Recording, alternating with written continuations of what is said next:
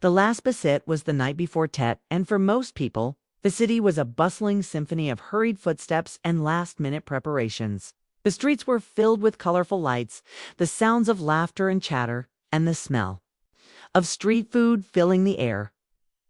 But for Ethan, a young man in his mid-20s, everything felt heavier than usual.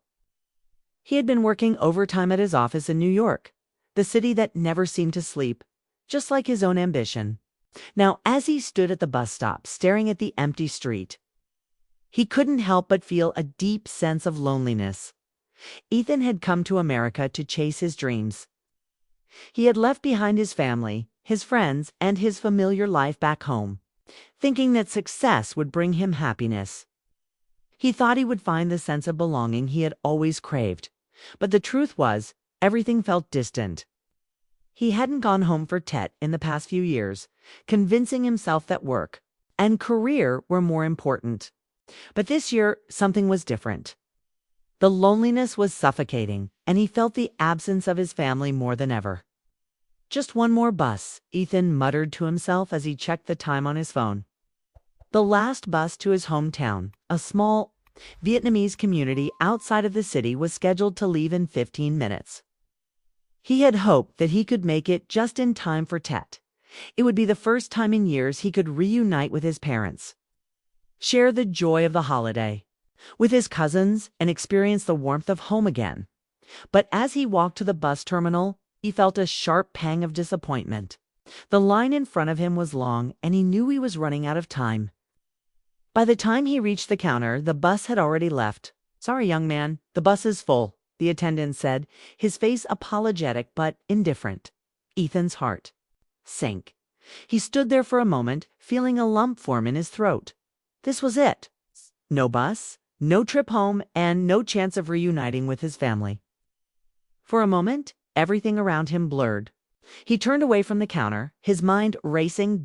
As Ethan walked back toward the terminal's exit, a voice called out to him. "Hey, are you all right?"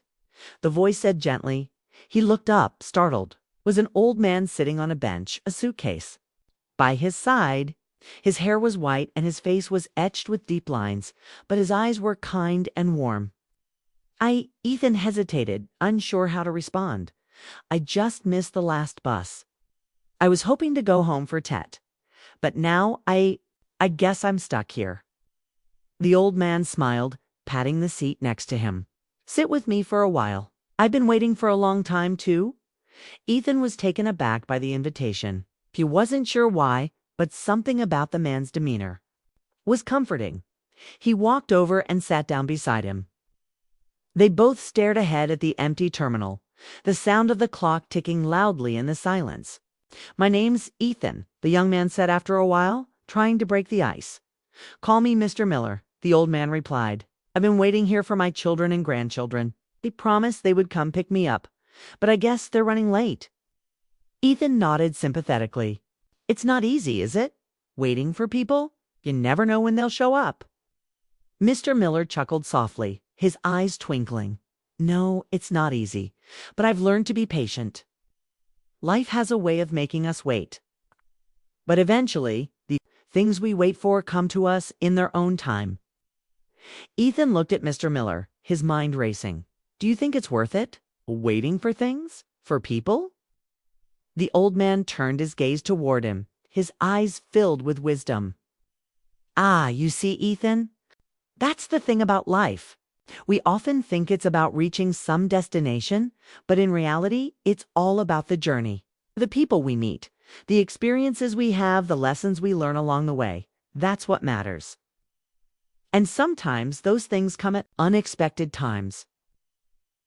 Ethan sat in silence for a moment, digesting Mr. Miller's words. He had spent so much of his life in a hurry, trying to achieve something, to make his family proud, to build a future. But he had never stopped to think about the journey itself. "Are you really okay?" Ethan asked after a while. "I mean, you're waiting here alone, and your family is running late. Don't you feel lonely?" Mr. Miller smiled gently. "Loneliness. Oh, I've had my share of that. But I've also learned something important. Love and care aren't bound by time or circumstances. They're not about being with someone all the time or having them physically near you. Love is a feeling that transcends all of that. It's in the small things, the quiet moments, the memories you hold in your heart. Even if my children are late, I know they care about me. And that's enough. Ethan felt a wave of emotion wash over him. He had been so consumed by his desire to return home to experience the joy of Tet that he had forgotten the simple truths about family and love. "I don't know if I'll ever make it home," Ethan confessed quietly. "I've been away for so long. I don't even know if I still belong there." Mr. Miller's eyes softened. "You do belong, Ethan. We all belong somewhere, even if it doesn't feel like it sometimes. It's not about where you are, but who you are and who you care for.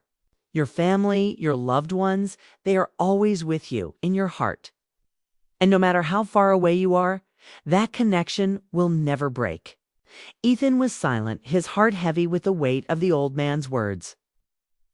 He had spent so much of his life chasing after something, thinking that success and independence would fill the void inside him. But now he realized that true happiness didn't come from achieving goals or escaping his past. It came from understanding the importance of love and human connection, just as they were sitting in silence. A car pulled up in front of the terminal. Ethan looked up and Mr. Miller's face lit up. His children and grandchildren had arrived, rushing out of the car to greet him. "Dad! Grandpa!" they shouted, embracing him warmly. Ethan watched the reunion with a lump in his throat. There was something so pure and beautiful about the way Mr. Miller's family showed their love. Despite the distance and time that had passed, before he could say anything, Mr. Miller turned to him, smiling. "It's never too late, Ethan. You can always find your way back home." Ethan nodded, feeling a mix of gratitude and sorrow. He stood up, ready to leave, but as he walked toward the exit, he turned back to the old man. "Thank you, Mr. Miller," he said softly. The old man winked at him. "Take care, Ethan, and remember, love and care have no age or circumstances. It's always there, waiting for you." As Ethan walked away from the bus terminal, the world seemed different. The lights of the city felt warmer, the air less heavy. He realized that no matter where he was, the people who loved him would always be with him. And perhaps it was time for him to find his way back home. Not just physically, but emotionally. A lesson from the story of Ethan and Mr. Miller, serves as a powerful reminder of the true meaning of family, love, and human connection. 4. Ethan, the journey was not just about chasing his dreams or achieving success in the material sense. It was about realizing that love and care are not defined by proximity, time, or even circumstances. They are constant forces that transcend distance and time, and they exist in the quiet moments and the memories we hold dear. As Ethan's story unfolds, we see a young man who has spent most of his life in a rush, trying to prove something to himself and to others. He wanted to return home for Tet, thinking that the reunion would fill the emptiness he felt. But in meeting Mr. Miller, an old man waiting for his family, Ethan discovered that true happiness and belonging don't depend on a specific place or event. They depend on the love we give and receive, on the understanding that family is not just defined by blood, but by the bonds of care and affection that are built over time. Mr. Miller, despite his age and the wait for his family, embodied the wisdom that comes from experience. His belief in love's power, its ability to transcend circumstances, is something that Ethan slowly came to understand. It was a lesson he had been searching for all along, but didn't know how to articulate. It wasn't about finding the perfect moment or returning home to the physical place where he grew up. It was about connecting with the people who loved him and acknowledging that love is always there, even in the most unexpected places. Ethan's realization is something many of us can relate to. We often get so caught up in the pursuit of success or the desire to be somewhere else that we forget to appreciate the love and connections that already exist in our lives. The lesson from this story is clear. No matter how far we go or how lost we may feel, Love is always waiting for us to recognize. It it's in the small, simple moments of kindness, in the memories we cherish, and in the people who care about us. Ultimately, this story encourages us to slow down, to appreciate the journey, and to recognize that love is not something we need to chase or achieve. It's something we carry with us no matter where we go. And sometimes, the most meaningful reunions happen when we least expect them. In the quiet moments of understanding and connection,